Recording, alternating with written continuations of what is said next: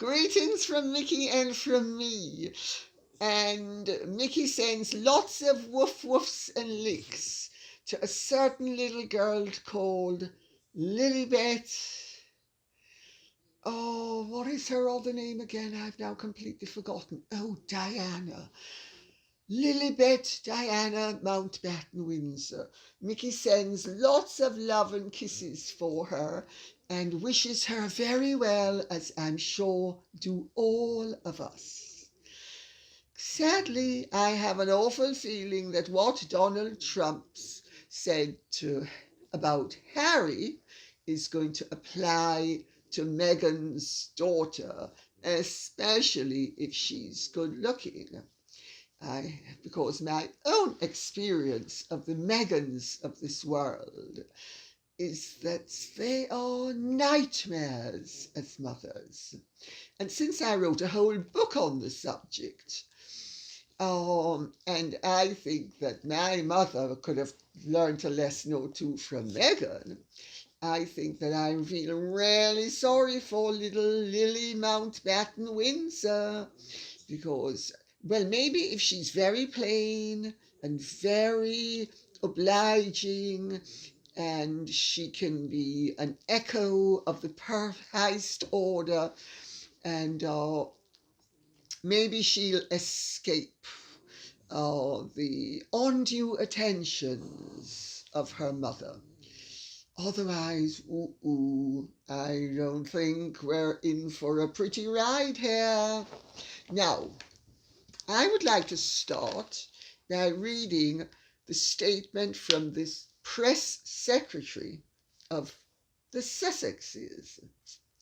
And we need to remember that this is a couple that went to America to lead a private life, and that they gave up their royal duties to lead a private life, and that they also gave up all the constraints of royalty to lead a private life. Oh, and I'm sorry, I forgot to also make money. But putting that aside, why do they need a press secretary? They are no longer working royals. They indeed are not even really, except in name, anything but ersatz royals at this stage. And I know many royals who work and also lead their lives in a private capacity who do not have press secretaries. So I'm just puzzled as to why Meghan and Harry have a press secretary. But anyway, the press secretary announced on behalf of this very private couple who keep out of the public eye as much as they possibly can. I think for what, 2 minutes a year? It is with great joy that Prince Harry and Meghan, the Duke and Duchess of Sussex, welcome their daughter Lilibet, Lily in quotes, Diana Mountbatten Windsor to the world. Lily was born on Friday, June 4th at 11:40 a.m. in the trusted care, please spare me the treacle, in the trusted care of the doctors and staff at Santa Barbara Cottage Hospital in Santa Barbara, California. She weighed 7 pounds 11 ounces. Both mother and child are healthy and well and settling in at home. Lily is named after her great-grandmother, Her Majesty the Queen, whose family nickname is Lilibet. Her middle name, Diana, was chosen to honor her beloved late grandmother, the Princess of Wales. This is the second child for the couple, who also have a 2-year-old son named Archie Harrison Mountbatten Windsor. The Duke and Duchess thank you for your warm wishes and prayers as they enjoy this special time as a family. Well, before I even get to the questions, let's start with this dose of treacle. Because, really, it is so distasteful You know, Harry and Meghan and their people always have to let you know how special they are, how caring they are. I'm going to tell you one absolute ironclad rule for spotting a heartless phony. It's the mantle of care that they throw around their shoulders and fling in everybody's faces as they sail through life, cutting a swathe of anything but care, except care for themselves and care for what they hope to achieve ambition-wise. So I do wish they'd give up on the treacle. Aside from anything, Harry ought to know it's awfully common and it's awfully tasteless. But then, of course, this is somebody who doesn't have good taste. I mean, if he had good taste, everything would be radically different. Now we get to the Buckingham Palace spokesman who says, the Queen, the Prince of Wales and the Duchess of Cornwall and the Duke and Duchess of Cambridge have been informed and are delighted with the news of the birth of a daughter for the Duke and Duchess of Sussex. Now, I don't know how many of you have spotted in both the announcements what, if you speak English carefully and listen very well to what people are saying, there are hidden messages there. Maybe they're unintentional, maybe they're intentional, but they definitely exist. I will get to those messages in a while, because I just want to cover the ground, and if I can cover the ground, then we can build on this foundation. So, the Duke and Duchess of Cambridge's official Twitter account posted, "We are all delighted by the happy news of the arrival of baby Lily. Congratulations to Harry, Meghan and Archie." Well, I suppose Archie's worked very hard to acquire a sister, and I think it's very sweet that he's got himself a sister. A source has told US Weekly that the Duke and Duchess of Cambridge have also sent Lilibet a gift. How sweet. Then Prince Charles and the Duchess of Cornwall posted, "Congratulations to Harry, Meghan and Archie on the arrival of baby Lilibet Diana. Wishing them all well at this special time." Eugenie shared an Instagram post in honor of Lilibet hours after the news of her birth was made public. It went as follows: "Congratulations, dear cousins. We couldn't be happier for you all." Very sweet, very sweet. Well, before I even plunge into anything about the naming of the child, actually, no, I'll plunge in with the naming of the child, because several people have pointed out, and I have to say I agree with them, how absolutely bizarre to name a child in honor of a woman whose parenting skills you deplored.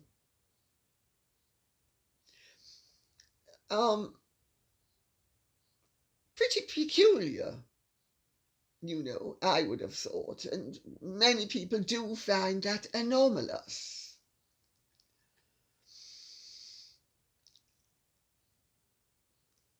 If I may, I will turn to the wording of the announcements. I wrote a book on etiquette in 1986 called Lady Colin Campbell's Guide to Being a Modern Lady. It was suggested to me, and I thought, And then I thought, well, actually, I can get philosophy in. So I thought it's not going to be a total waste. And indeed, because good manners are very allied to philosophy, believe it or not. And I was on that basis encouraged to write it and motivated to write it. And I wrote it. And it got rave reviews. I have to tell you, I was absolutely horrified that anybody would have given me such good reviews. Shocked beyond compare. But I got them. Well,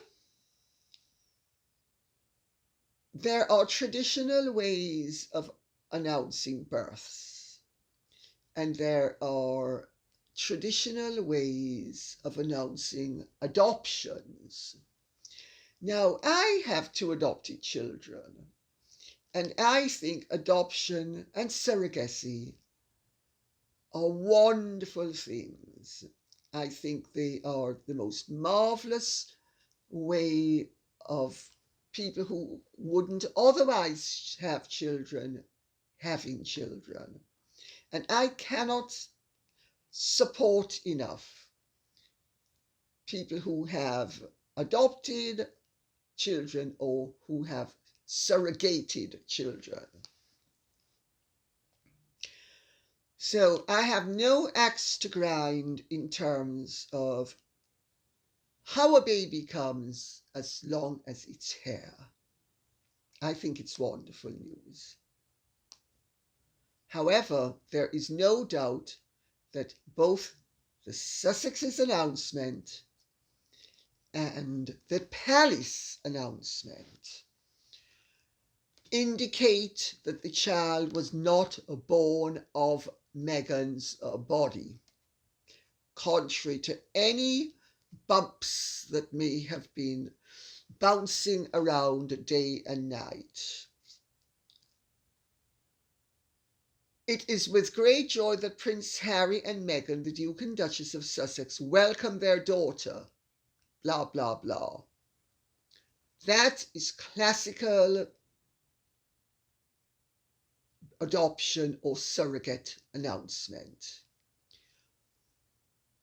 The hammer is then brought in to hit the nail even more firmly on the head by the Buckingham Palace spokesman, who says how the Queen, Prince Charles, Camilla, Catherine and William are delighted with the news of the birth of a daughter for the Duke and Duchess of Sussex, not to the Duke and Duchess of Sussex.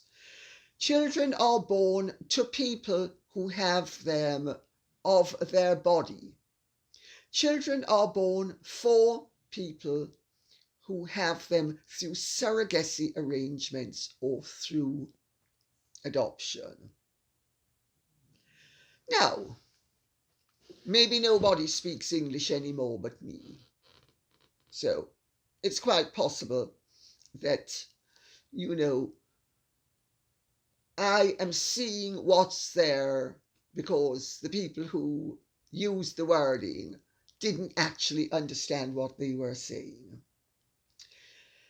But this is very regrettable because there are rumours all over the world about the fact that Meghan wasn't pregnant with this baby either, and that this baby was also the product of a surrogacy. And here we have both announcements indicating that the baby was not born of Meghan's body. Very interesting. Very interesting. Well, I don't really know what to say at this point, except that I would have to say that Meghan is the living embodiment of Le Petoman. Le Petoman was, until the First World War, a very famous, I'm trying to think of a polite word of putting, flatulist. He used to be able to even play the Marseillaise with controlled wind that came out of his anus. Very interesting. He was a huge star. There have actually been musicals written about him. The Fartiste won the best musical of the year in 2006 at the New York International Fringe Festival. It was based on him. And A Passing Wind by Seth Rosin was premiered at the Philadelphia International Festival of the Arts in 2011. Meghan is the reincarnation of Lepetoman. She flatuses left, right, and centre. And there is little doubt in my mind that she is a windbag of the highest order who, to be not too polite about it, breaks wind in our faces and finds it funny. I'm sorry, there is no other way if one has any discernment and taste, one can look at the way that woman behaves and think that she is anything but farting all over everybody. And she thinks that it's funny because I think she has supreme contempt for everybody and everything. That's my personal belief. Sunshine says, why was the announcement of Harry and Meghan's baby only made over 48 hours after the birth? Were they only then going to pick her up?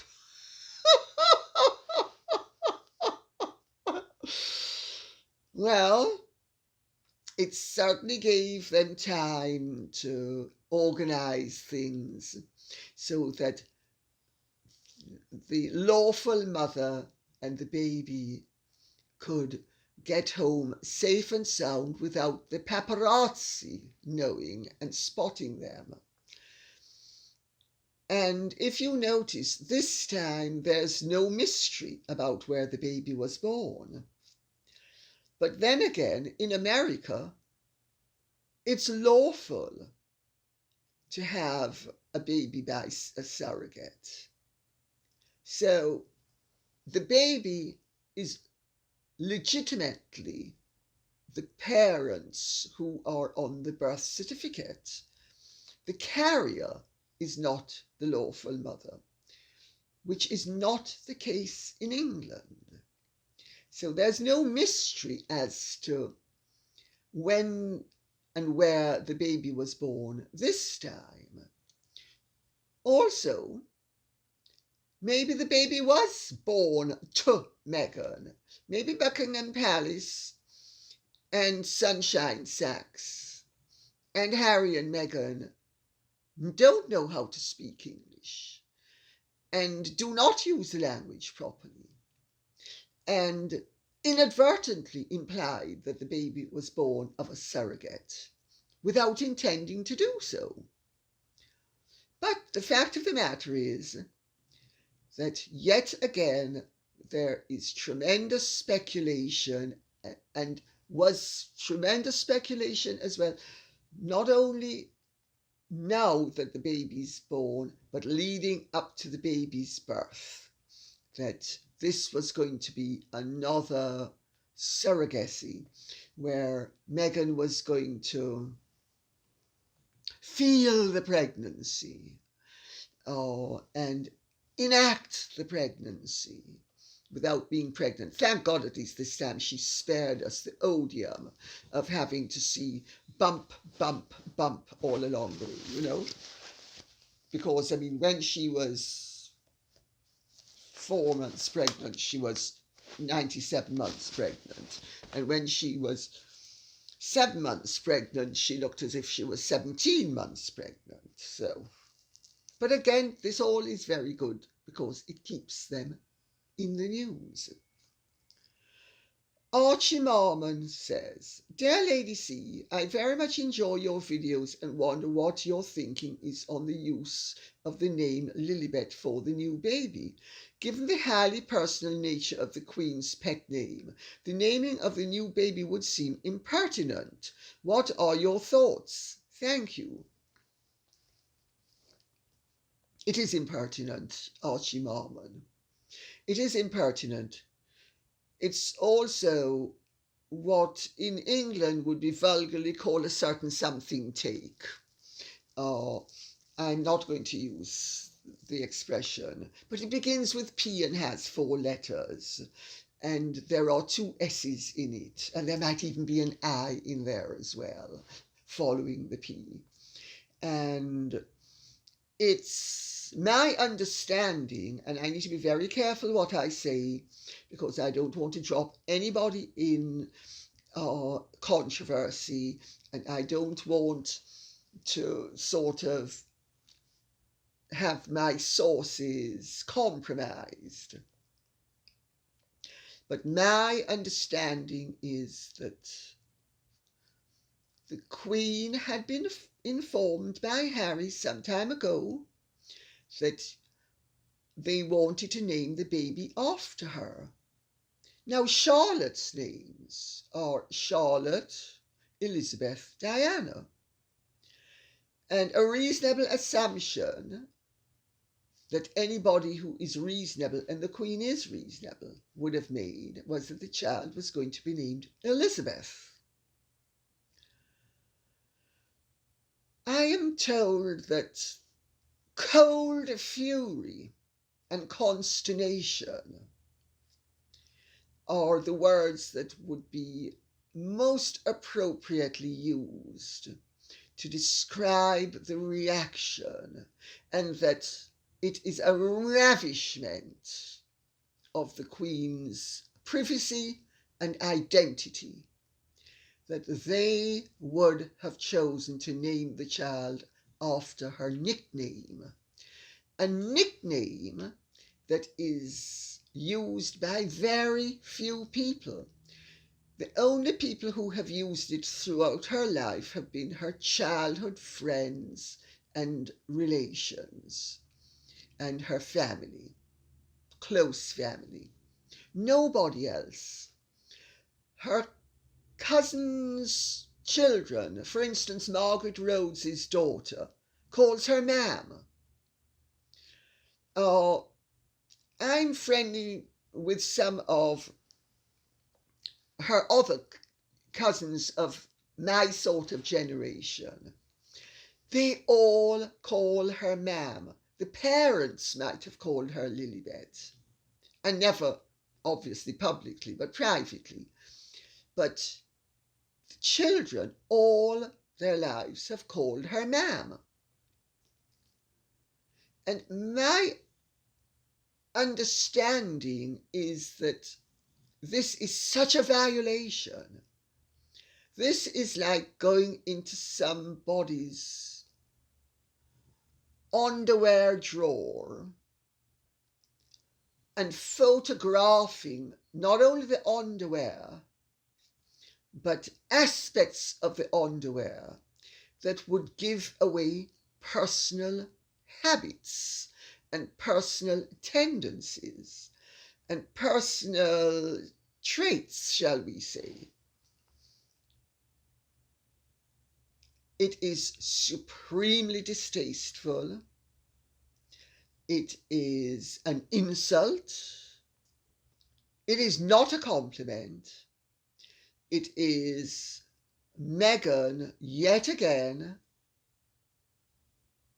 pointing the middle finger, as they do in America, or as we do in England, two fingers, what I call the Margaret Thatcher victory sign, because the victory sign is this, and Mrs. Thatcher used to do this, which is a vulgarism. And it is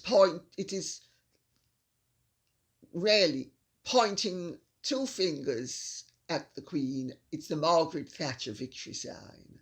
And of course, the family is going to pretend that nothing is amiss, because that's the only dignified thing to do. And they are going to, if they are forced to, they're going to indicate, without giving the game away entirely, that they are pleased, in quotes. My understanding is that they're anything but pleased, that they're absolutely very coldly furious. Cold fury is the word that I was told to describe the reaction. Cold fury. Harry and Meghan have yet again sprung another surprise. They have named the child a unique name, a name that was unique to the Queen.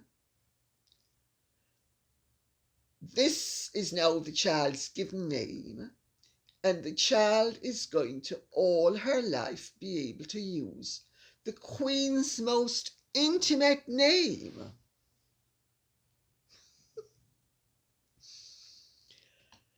I mean, either they are completely tone deaf, or at least one of them is so ruthless, so callous, so unfeeling, and so completely contemptuous of the decencies, of the privacy of the people involved, of the sensibilities. I mean, can you imagine? It's like taking a nude snap and posting it on the internet. Except this is legally done. Horrendous, horrendous. And of course, they're not going to say anything, the family. They're not going to say anything, because it would be undignified to say anything. But just put yourself in their shoes. I have to say, when I heard, my stomach literally turned. I thought, this is really sick-making stuff. It's also fabulous merchandising. Can you imagine? Specials on Target, Lilibet's outfits, Lilibet's smocks, reduced from $5.99 to $3.99. Rush and buy them while stocks last. God.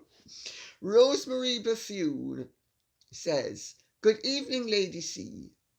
Do you think Harry and Meghan's choice of name for their new baby daughter is the ultimate in ingratiation?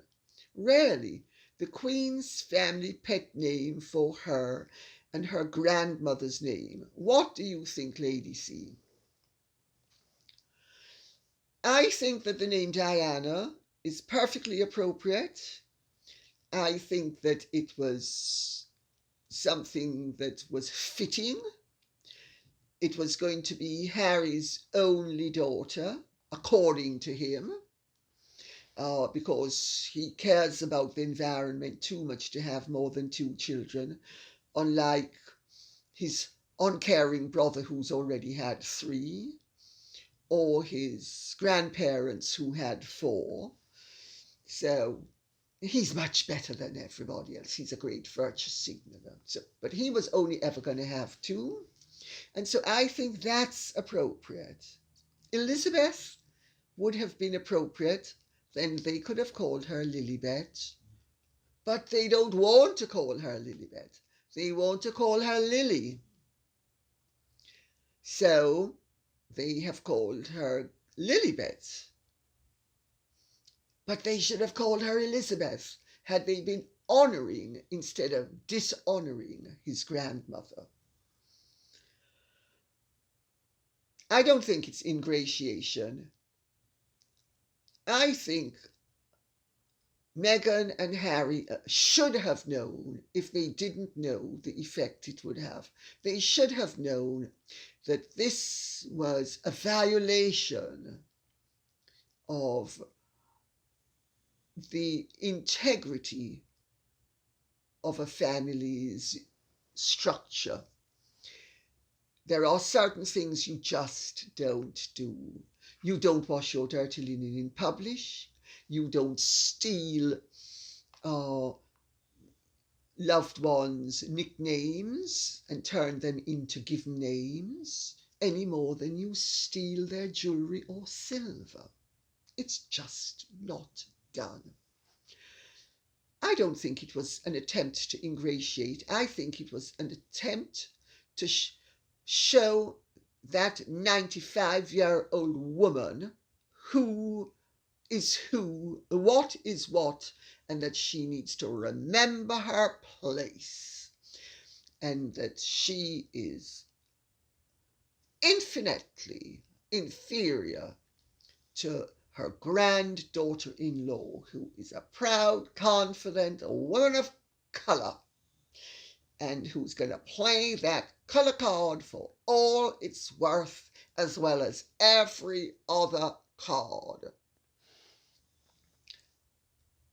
I do not think that I have to tell you that Meghan is anything but supremely disrespectful. She knows that she's not ingratiating herself to the Queen. And if she doesn't know it, she's a fool, and she's not a fool. Harry might have deluded himself into thinking that it was going to be ingratiating, but I don't think so either. I think he's telling himself that, oh, Granny's going to be pleased, Granny's going to understand. But he basically knows Granny isn't going to do any such thing, but Granny is going to be gracious, and Granny is going to be obliging, and Granny is going to put a happy face on things. But I think there is a very definite message here, and the message is, I'm superior to you, and you better remember it, little old woman. Jake Handley. Seriously, Lilibet Diana wins Mountbatten. Are we actually watching a scripted show? Yes, we are. We are watching the royal version of the Truman Show. It's called the Meghan and Harry Show. It's called Farcicality Reigning Supreme. It is called Ludicrousness Taken to New Depths. It is called virtue signalling at the very moment that you are farting in people's faces. That's what it's called. And that's what it is. It is contemptuousness of the highest order. Meghan's behaviour is that of somebody who is supremely contemptuous of rules, of regulations, of customs, of traditions, of everyone's feelings or desires but her own. But like all adept phonies, and I would have to say she comes across to me as the phony par excellence, she's got sincerity down pat, and oh, I really care so much. I care deeply. I'm compassionate. One act of love and compassion at a time. Just as long as she's stepping all over everybody, and not even their corpses. She's stepping over the living, breathing. It is a scripted show.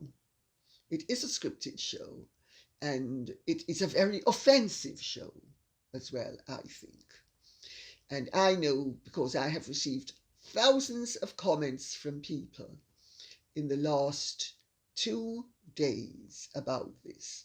And people are deeply offended on behalf of the Queen. Deeply offended. And they're right to be deeply offended. But you know, we are dealing with a couple that has absolutely no reverence for privacy. The word privacy is something that they bandy about to control others and to keep distance between themselves and others and to direct the narrative into the direction that they want it to go. But they have no respect for privacy, their own or anybody else's. Look at their conduct recently. Look at the information they imparted to Omid Scabies in that farcical book, Funding Freedom and Finding Freebies. You know, even down to her bowel movements. I mean, what person of discernment, whether they are a peasant or a princess, would think it appropriate to discuss such personal matters and have them printed in a book? So it's not surprising that she has violated, and I'm pretty damn sure this is not Harry's idea. Maybe he thinks it is. Othello, I need to drop a little bit of poison in your air about Desdemona. And I'm sure that she's going drop, drop, drop, drop, drop, dropping poison. And oh, pearls of wisdom, Harry, pearls of wisdom. They're not pearls of wisdom. They're anything but. They are absolute balls of poison. TLC says, I see Meghan and Harry have welcomed a new daughter, Lilibet Diana, both of which are tributes to Harry's family. Do you find it rather odd that since Meghan's mother is supposed to be so important in her life, I should think it's supposed to be their lives, yet Doria was left out of the picture completely? This has got to be the greatest suck-up of all time. Well, again, I will reiterate, I do not think it's a suck-up. I think it's a glorious flatus in the face of Her Majesty and in the presence of the world. It is a flatus that people are supposed to believe is honoring the recipient of the flatus with the flatus. Why hasn't Doria been honored with her name? Well, there could be very many explanations. You know, some people say that Doria has been dispensed with.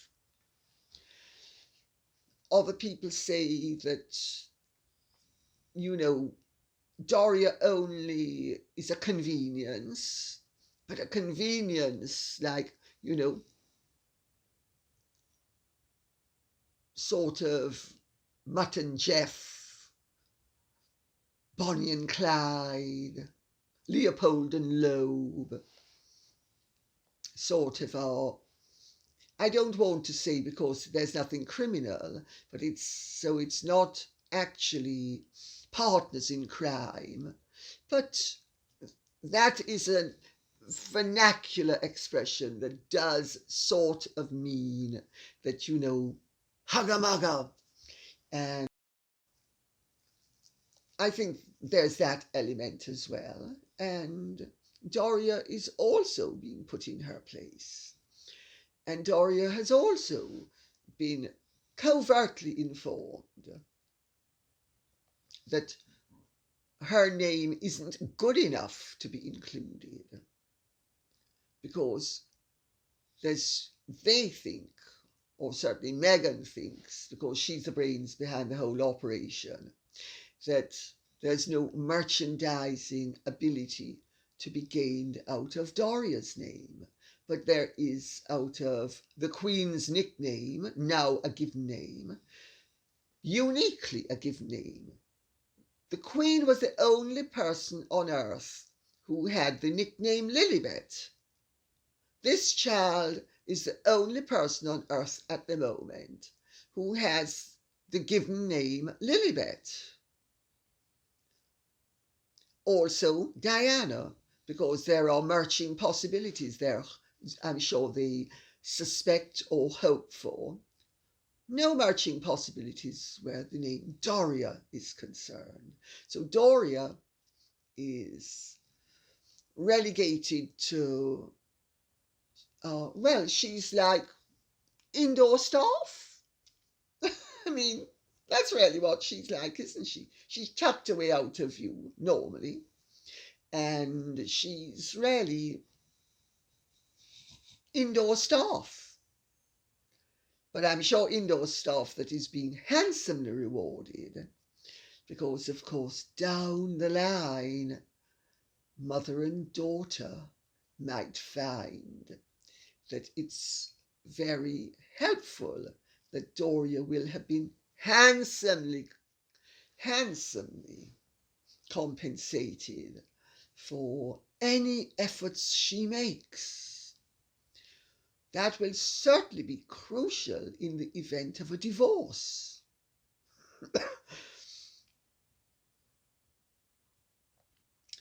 Well, you couldn't make it up. You really couldn't make any of it up. Mickey's coming to join us again. I think the world has never been treated to a more tasteless display of vulgarity,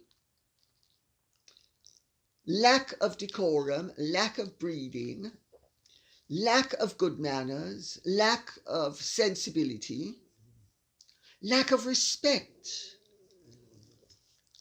as we are being treated to by this Punch and Judy show of these two rather odious creatures who are odoriferizing everywhere with their bizarre conduct.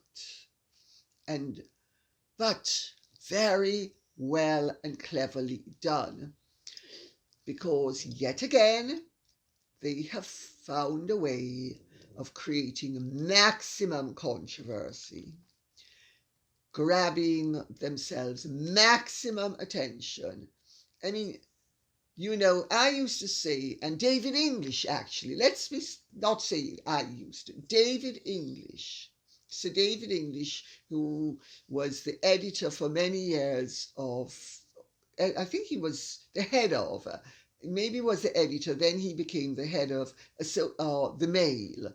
But anyway, he was so long ago, I don't remember exactly what he was. And quite frankly, all these positions, CEO, CFO, blah, blah, blah, president, chairman, whatever, you know, they're all much of a muchness where I'm concerned. But he was one of the head honchos at the Mail.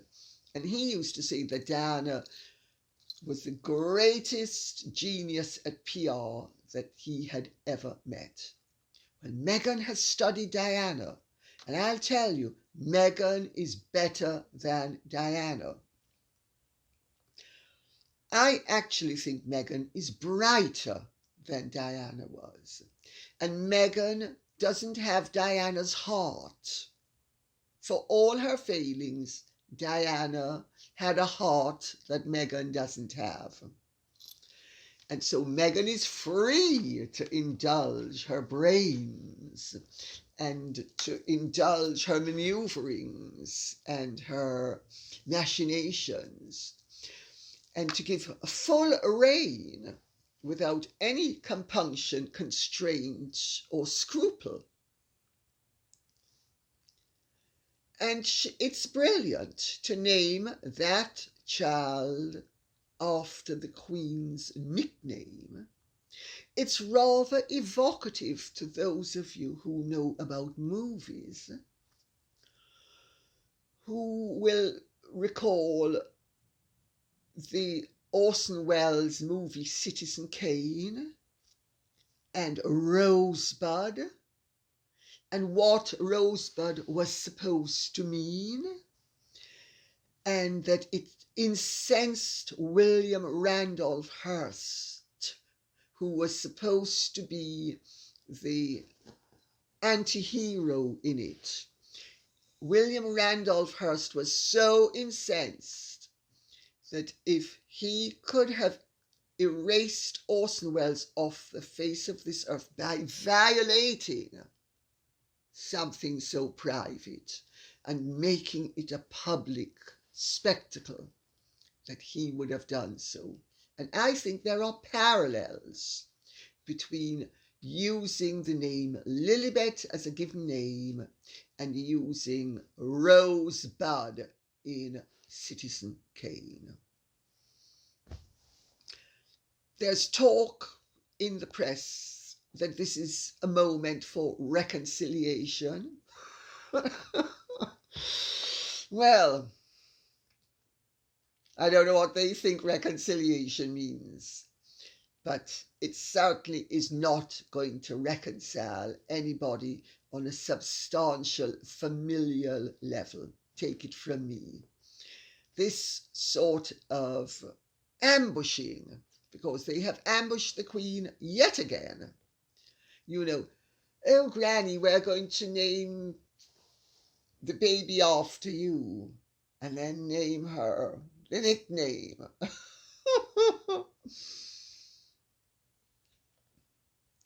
I think this is such a farce. It is such a flagrant abuse of consideration, of all that one would expect within a family. Where's the sensibility? Where's the sensitivity? But it's brilliant because idiots are going to think, oh, it's in honor. It's in dishonor. It's not in honor. It's in dishonor. At the very moment that they are honoring her, they are dishonoring her, and they are dishonoring family life. At the very moment. I have to tell you, with friends like Meghan, one does not need enemies. All I can say is I really feel sorry for that family. I feel sorry for anybody who comes across Meghan in any close personal way. And I include Harry in that number. And I certainly include this poor unfortunate child who's now saddled with a unique name. But, as I said, it's going to work really well. Smocks at Target reduced from $5.99 to $3.99. Come and get your baby smocks, Lilibet's line. And on that note, I will say thanks for listening. And if you have enjoyed this, please like, share, subscribe, press the notification bell. Keep the questions coming in. And I did promise in my last video that I would address the issue of what a certain medical professional had sent in to me, their observations about the dynamics and the outcomes of Harry and Meghan's relationship.